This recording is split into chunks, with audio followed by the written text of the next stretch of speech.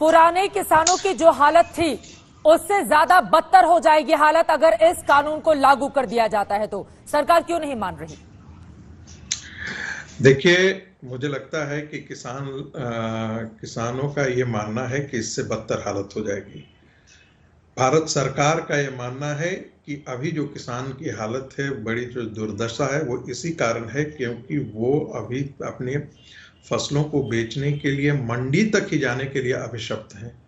जब उन अपने खाद्यान्नों का उनका वैश्विक बाजार के साथ उनका जुड़ाव होगा तो उनको बेहतर फसल मिल पाएगी। एक सीमांत किसान यदि 2 एकड़ की जमीन रखता है, यदि उसको C2 फार्मूले के तहत भी यदि MSP उसको दिया जाता है, तब भी उसमें समृद्धि नहीं आएगी, ये तय है। इसलिए ये गुणात्मक भाग और ये समीकरण जो बता रहे हैं वो बिल्कुल गलत है।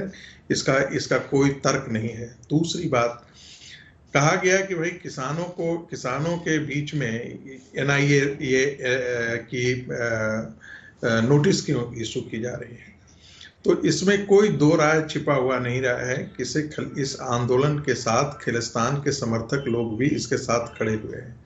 हम सबों ने देखा है कि बब्बर खालसा के लोग किस प्रकार से वहाँ किस प्रकार के नारे और किस प्रकार के पोस्टर वहाँ पर ये कर रहे थे। यही कारण है कि पत्रकारों को और मीडिया पर्सन को उनके अंदर उनके खेमों में जाने नहीं दिया जा रहा था, ताकि वहाँ से इस प्रकार की रिपोर्टिंग न निकल करके आए।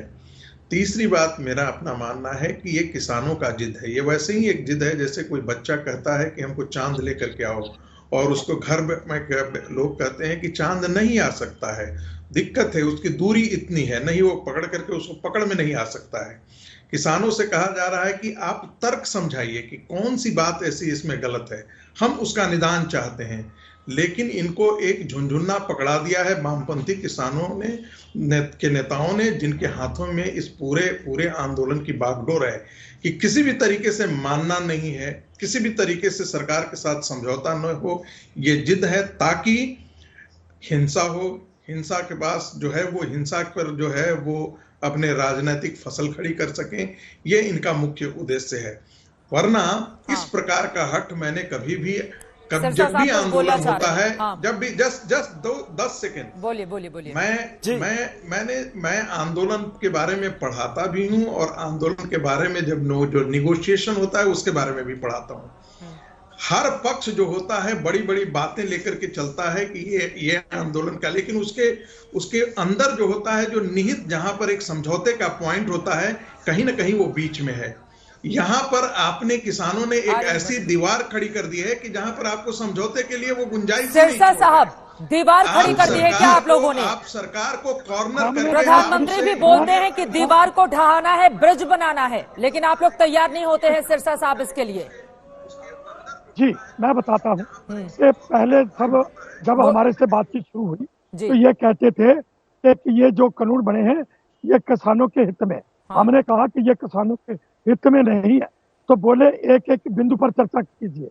हमने एक एक बिंदु पर चर्चा करी और 3 दिसंबर को मंत्री साहब मान गए कि वाकई ये कानून किसान के हित में नहीं है और आप इनमें संशोधन कर लो। एक बार ऐसी आया कि तुम इसको सारे के सारे संशोधन करा लो, जो भी है सब निकाल दो, लेकिन खाली डिब्बा हमारे पास रहने दो।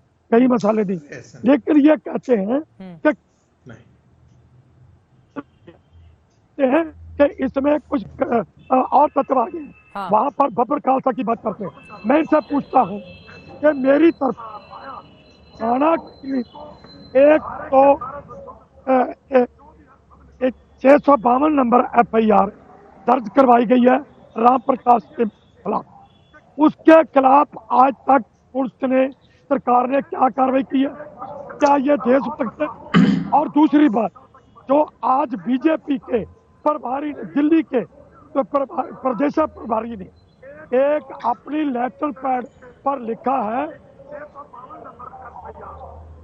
किसान आंदोलनकारी। चित्रा जी, एक छोटी टिप्पणी करना चाहूंगा। बात सुन लिया, तेरी बात सुनिए। साहब जल्दी से, मुझे ब्रेक के लिए रुकना है। अभय दुबे जी भी कुछ बोलना चाह रहे हैं, भी सवाल उठा रहे हैं। लेटर का लिखा, आपने लेटर पैड पर लिखा है और विद्रोह करने के लिए पुलिस की मदद लिखा है। आप पढ़िए उसको, सिरसा साहब जो बोलते हैं उसको सुनिए।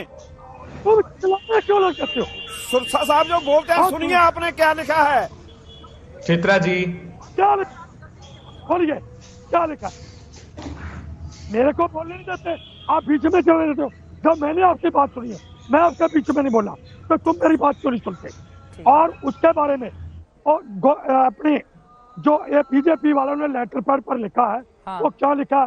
क्या वो देशभक्त है? वो कहते हैं ये सभी किसान देशद्रोही है, इनको ट्रैक्टर का ट्रॉली नहीं निकालने देनी, और जो भी इनको रोकेगा, हाँ। जो वहां पर कोई अप्रिय घटना वापरती है, सभी किसानों को लेकर सिरसा साहब कहाँ लिखा गया है कि सारे के सारे किसान देशद्रोही हैं? किस किस चिट्ठी में लिखी गई है ये बात? ये लेटर पर लिखा है, लेटर पढ़ो। अपराजिता, ठीक है अपराजिता जी, जल्दी से एक लाइन में ये हो ही नहीं सकता है। हमारे किसान देश विरोधी नहीं हैं, हमारे किसान आतंकवादी नहीं हैं, ये मैं स्पष्ट तौर पर कहना चाहती हूँ।